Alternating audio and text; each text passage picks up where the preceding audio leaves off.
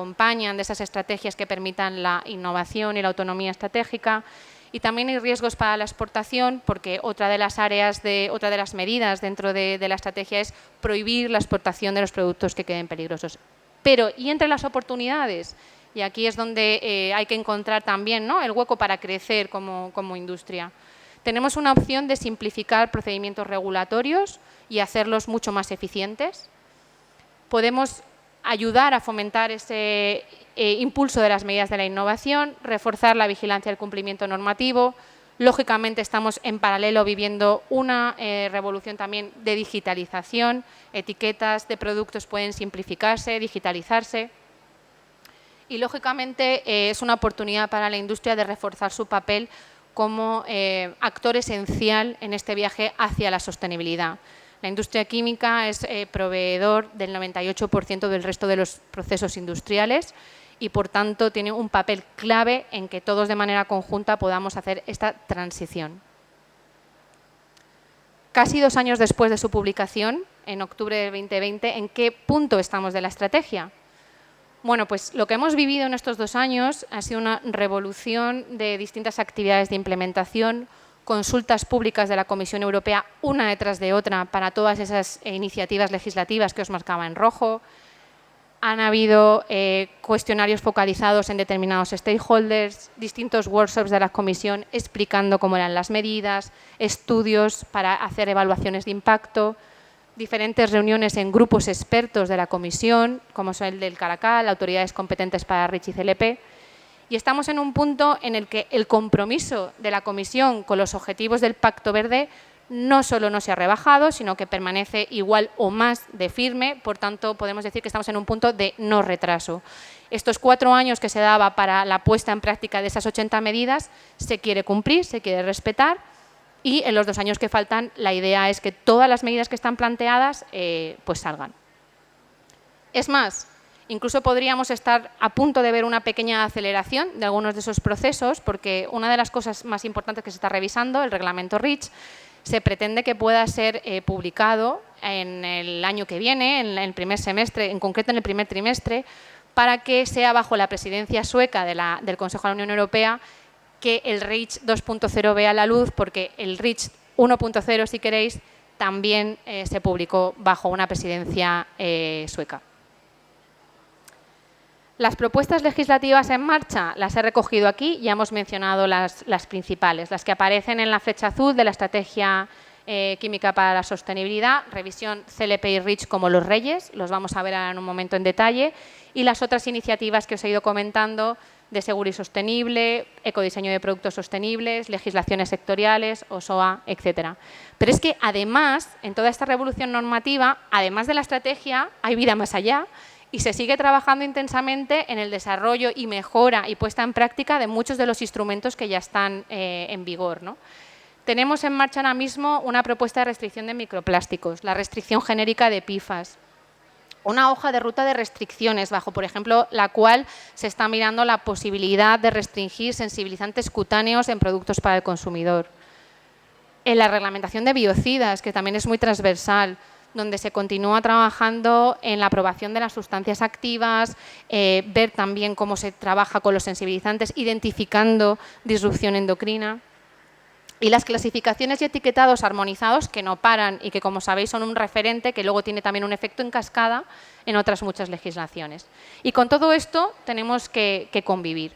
Entonces, los reyes de la legislación, como os decías, REACH y CLP, solo comentaros algunas de las medidas que ya sabemos o que están a punto de salir y un poco el calendario. El reglamento CLP se va a reformar o se está reformando de 2 maneras, a través de un acto delegado que ha visto la luz el 20 de septiembre, en el que se han introducido nuevas clases de peligro, las que tenéis ahí: disrupción endocrina, persistencia vía acumulación y toxicidad, persistencia, movilidad y toxicidad. Y además, en un proceso ordinario, lo que se va a hacer es un resto de reformas que abarca medidas como la digitalización y simplificación del etiquetado, notificación a centros toxicológicos de sustancias, una revisión de esta obligación, revisión del procedimiento de armonización de clasificaciones y etiquetados, armonización de valores de referencia de salud, como el de NEL o el de MEL, o del medio ambiente, como el PENEC, requisitos para las ventas online y reglas para las que se han denominado sustancias de más de un constituyente. ¿Cuándo va a ver la luz todo esto? Pues el acto delegado lleva un proceso de tramitación más rápido y entonces es posible que en febrero del año que viene ya esté aprobado y publicado, y el acto ordinario lleva un proceso más lento. Esperamos ver la publicación del texto con esas medidas en noviembre de este año seguramente, y a partir de ahí tiene que ir a Parlamento y Consejo, puede tener una tramitación de 2-3 años incluso. Y en cuanto a REACH, todavía no hemos visto nada, por eso también hay mucha incertidumbre en los impactos. Lo que sí que sabemos es que será seguramente un acto ordinario, un procedimiento legislativo ordinario, y ahí tenemos reforma en el registro, polímeros como la reforma principal, un nuevo registro, los efectos combinados, también mejora en cómo comunicamos los riesgos y la información para la gestión segura del producto en la revisión de las fichas de datos de seguridad. Revocación de los números de registro, buscando también un nivel de competencia más justo.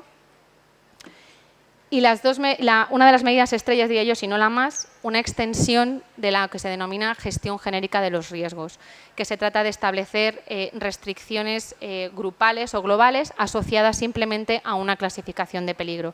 Un procedimiento que ya existe, pero que se pretende ampliar para más clases de peligro y también para las nuevas.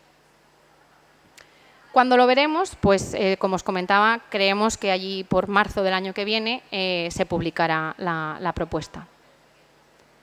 De lo que ya sabemos del CLP, estas son las nuevas clases de peligro que se han publicado.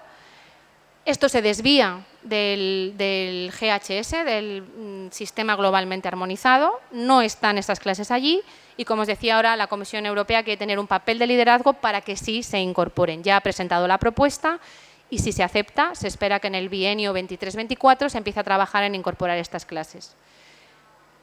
Aunque ha habido esta desarmonización, se ha trabajado mucho desde la industria, desde todos los sectores usuarios, porque al menos no hubiera nuevos pictogramas y que las frases que se incorporaran se codificaran con las siglas EUH, que quiere decir que están fuera de ese marco normativo mundial, y de alguna manera pues tratar de evitar esa desarmonización en la medida de lo posible.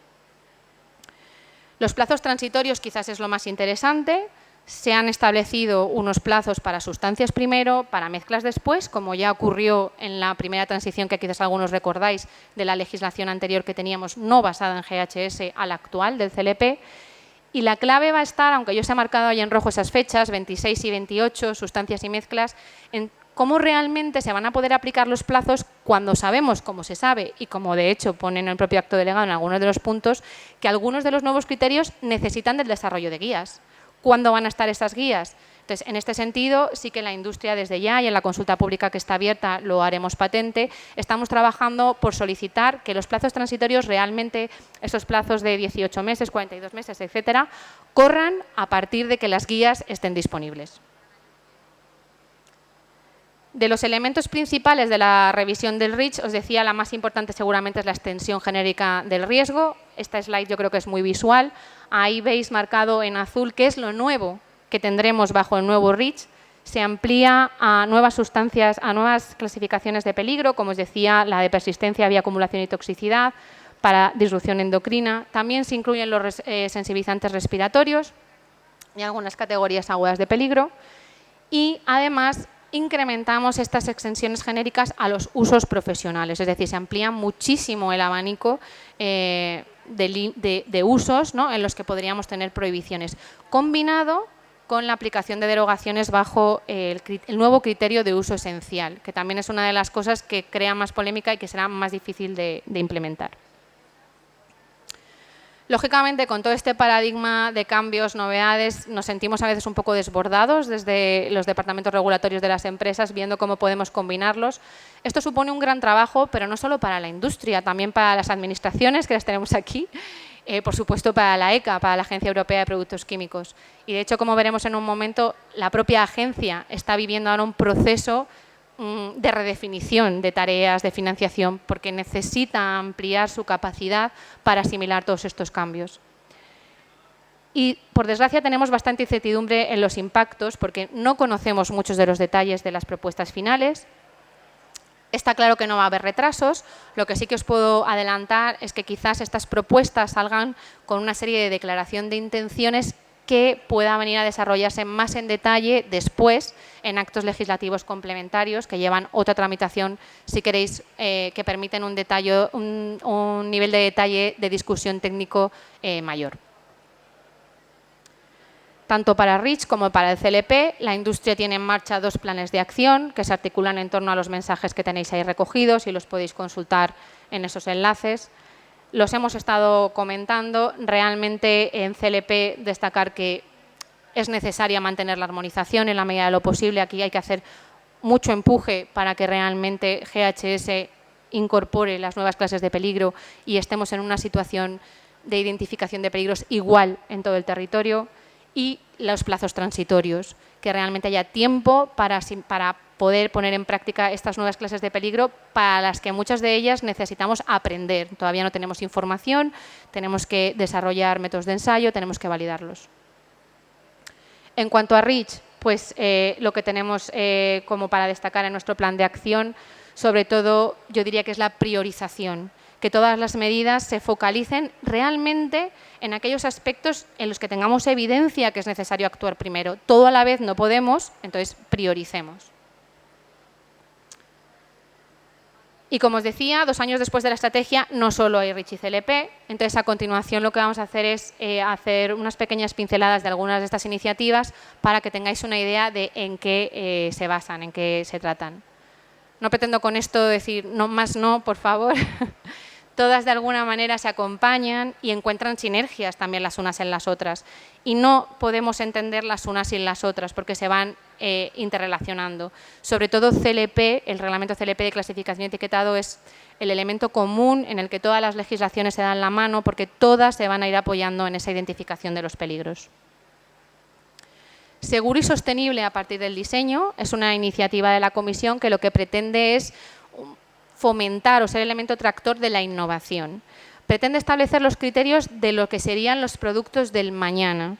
Pretende que el desarrollo de esos nuevos productos esté ya en base a unos criterios tales que permitan una mejor sostenibilidad, una mayor sostenibilidad de los mismos.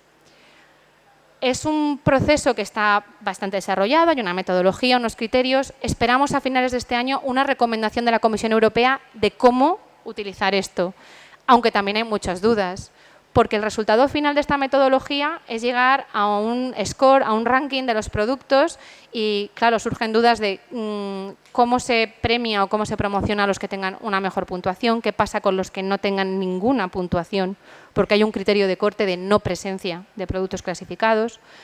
¿Quién va a hacer la validación? Es una entidad tercera, necesito certificar. Todavía quedan incertidumbres por resolver, pero lo que sí que ya sabemos es que está siendo referencia, por ejemplo, para la selección de algunos proyectos de innovación presentados en programas como Horizonte Europa. O sea que ya esta metodología es una realidad.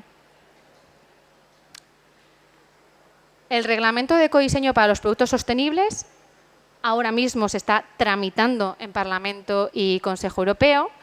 Y sobre todo lo que pretende este reglamento es definir para ciertos productos que se vayan eligiendo, ya hay alguna selección, alguna priorización, como por ejemplo puede ser pinturas, adhesivos, productos de limpieza que están ahí en el punto de mira, y para esos productos lo que se pretende definir es unos requisitos de desempeño directamente relacionados con la sostenibilidad, como los que tenéis ahí, reciclabilidad,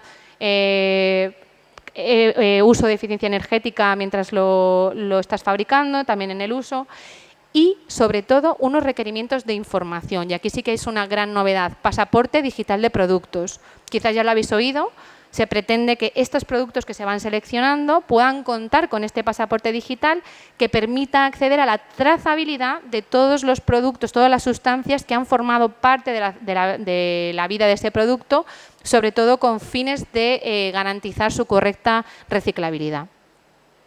Aquí queda mucho por decir, el reglamento es un reglamento horizontal, luego vendrán disposiciones legislativas particulares que dirán para cada uno de los productos seleccionados el qué y el cómo, y por supuesto el pasaporte digital de producto necesita de esa revolución digital también en toda la cadena de uso de los productos para ser una realidad. El One Substance, One Assessment, como os decía, pretende lograr ese acceso mayoritario a los datos. Y quisiera destacar hoy aquí la propuesta de reglamento de base para la ECA, que está ahora mismo en la primera fase de consulta pública, lo que se llama Call for Evidence. Y en este reglamento de base de la ECA lo que se está planteando es cómo se tiene que reorganizar la Agencia Europea de Químicos, qué tareas va a asumir en el futuro, cómo se las va a repartir con el resto de las agencias. Y como os decía, todo esto acompañado de un nuevo sistema de financiación. ¿Y de dónde viene la financiación de las agencias? Pues de muchas tasas. Entonces, tenemos que ver cómo son esas tasas, a qué procesos van vinculados y, en este sentido, desde la industria química lo que se está trabajando es en solicitar que se respeten una serie de criterios o preceptos para que el sistema de tasas sea predecible y robusto, que no esté ligado a procesos que tengan un principio y un fin y luego puedan, digamos, comprometer la viabilidad de la propia agencia en sí. Y en cuanto a los impactos, hoy os voy a comentar algunos de los resultados que hemos obtenido en la industria química. El Consejo Europeo de la Industria Química, CEFIC, del que FEIQE forma parte, encargó un estudio a una consultora independiente para tratar de obtener algunas ideas de cuáles podían ser los impactos de la estrategia.